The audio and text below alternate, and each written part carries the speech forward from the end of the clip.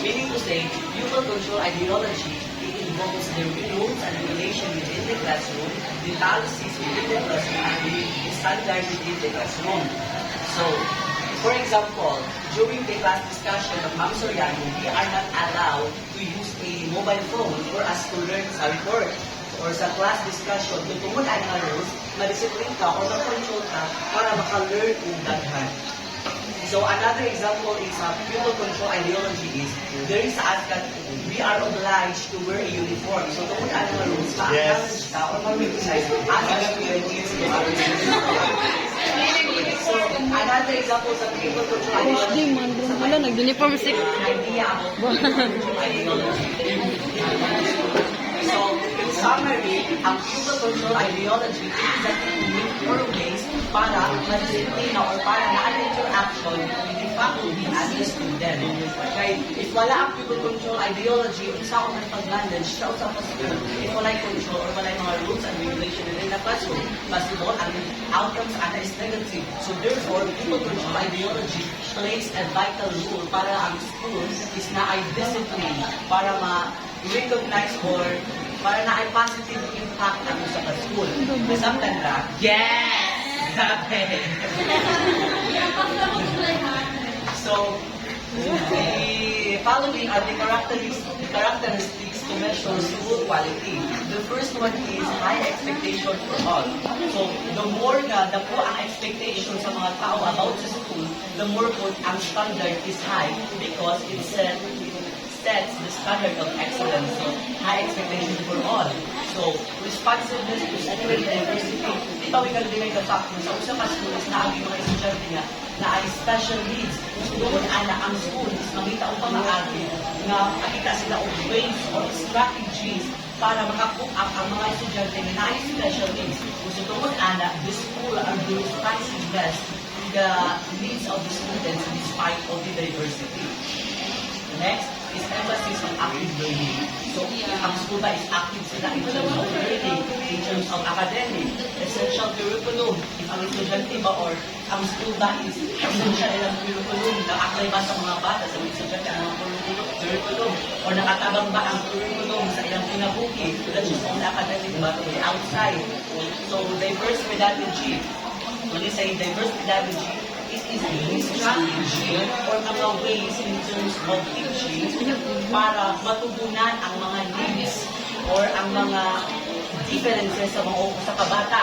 Meaning to say, diverse pedagogy, it is a approaches sa usap na educational setting para it is approach para matugunan ang mga needs sa mga estudyante para ang estudyante makipag-collaborate, makipag-cooperate within the classroom.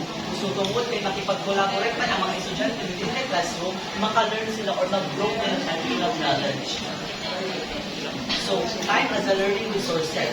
So, ang school ba is na dahil sila enough na time para mutudlo sila sa mga bata na pinangkinahangan pag-ulo ng mga learning o mga knowledge, authentic assessment, if ang mga bata ba sa school is ginag-measure niya ang mga capacity, ang mga capability, kung ahanap nito ang knowledge sa kabata, ginag-measure nila, authentic assessment, heterogeneous grouping, so Braderico na rin po. So,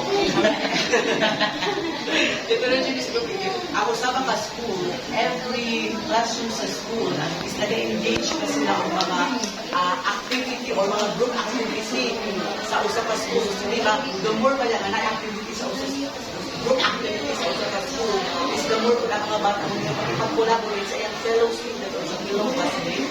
Kaya parang mag-grow din nilang knowledge.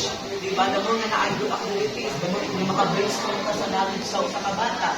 Like for example, debate, oral recitation, so doon mas maka-learn na ay inanan o na inahitag mo. So, kaya inanan ay. So, it's all about the grouping.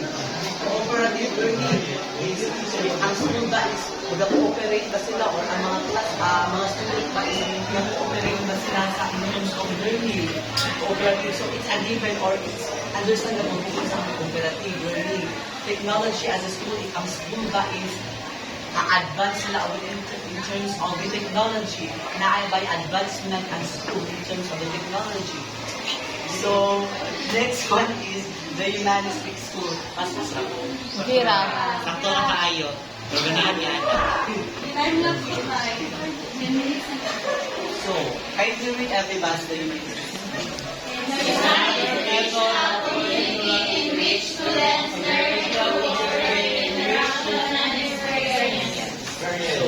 So, Experience. say humanistic school is to help students develop their fullest potential or para matabangan ang mga estudyante na muro. That is why, according to the definition itself, it is really important or it's a vital na makipag-interact ka sa ating fellow schools, makipag-interact ka sa ating mga classmates for us to broaden our knowledge, for us to communicate, for us to participate in terms of the academic, in terms of the isa-usa. Broaden our knowledge. Ang humanistic school para matabangan ang mga bata. Interact. Cooperate.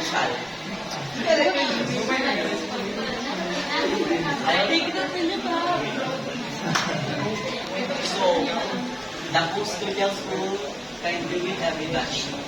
It is a traditional school that often provides a rigid and highly controlled setting concerned with the maintenance of order. So the post-studial school is to help the student not just only academically, but also sa pag-control sa mga behavior in terms of the characteristics ng mga bata, kung saan nila pag-manage, kung saan pag-manage sa school, Rigid. ang mga behavior sa mga bata, kaya di ba tupigan din ay gafak nasa usa ka school is na ang mga bata ng mga buboy, na ang mga bata ang bulag disiplina. So doon ana is makataba ang post-studial school to control the discipline and behavior of everyone. And now, the question is, what are the differences between the humanistic school and the post-studial school? Everybody, but any idea the differences?